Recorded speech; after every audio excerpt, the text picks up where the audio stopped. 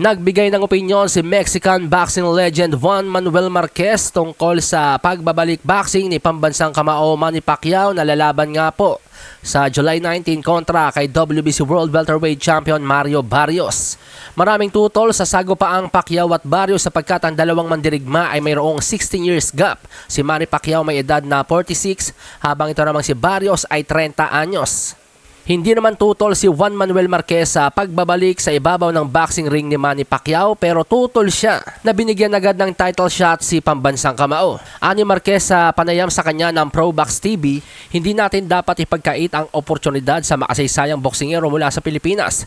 Isa siyang alamat, isang mandirigmang karapat-dapat dito. At sa tingin ko sa aspetong yon ang dapat sisihin ay ang organisasyon. Bakit nila hinayaan si Pacquiao na lumaban para sa isang world title matapos ang 4 na taong hindi pagiging aktibo? Dagdag pa ni Dinamita, nasaan ang mga karapat-dapat na lumaban? Ang kampiyon ay si Mario Barrios pero nasaan ang mga nasa rank number 1 hanggang rank number 10? Tanong ni Marquez. Sa tingin ko nagkamali ang organisasyon sa aspetong yon pero ang pagbibigay ng pagkakataon sa isang makasaysayang boksingero upang lumaban ay hindi na dapat pang pagtalunan. Sa katunayan, kinabiliban ni Marquez ang husay sa pag-bounce back ni Pacman. Tulad ng in-knockout ni Marquez si Pacquiao noong 2012. Diga ni Marquez, marami pa rin tinalong malalaking pangalan si Pacquiao sa kabila ng knockout loss nito noong 2012. Naniniwala si Marquez kay Pacquiao na isa itong disiplinadong boksingero at hindi magiging madali na laban ito para kay Mario Barrios.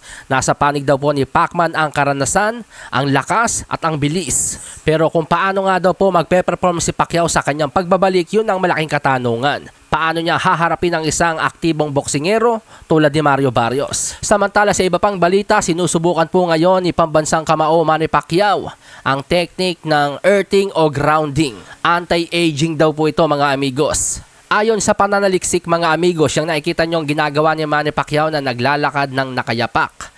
Yung mga balat daw po natin mga amigos na kapag direktang lumalapat sa kalupaan, nakakatulong daw po ito sa pagpapabuti ng daloy ng dugo, pagpapahusay ng kalidad ng tulog, mahusay na metabolismo, at suporta rin sa mga kalusugan ng mga kalamnan at buto. At nag-aambag din ng pangkalahatang kalusugan sa longevity. Sa madaling salita, nakakatulong sa pagpapabata ng isang tao. Sa ngayon nga po mga amigos, talagang edad ang pinakamabigat na kalaban ni Pacman. Kaya naman lahat ng posibleng solusyon ay kanyang sinusubukan. Tulad na nga lamang po nitong tinatawag na earthing o grounding. Malasahin ang baraha, patunayan mo sa'kin ha. Sino man ang mabunot na kalaban, di ka tatakbo ha. Sa bayan ko sa bayan, papalag ako para sa bayan. Basagan na bungo para sa'kin, putek, pabor, pangayan. Walang Reno TV.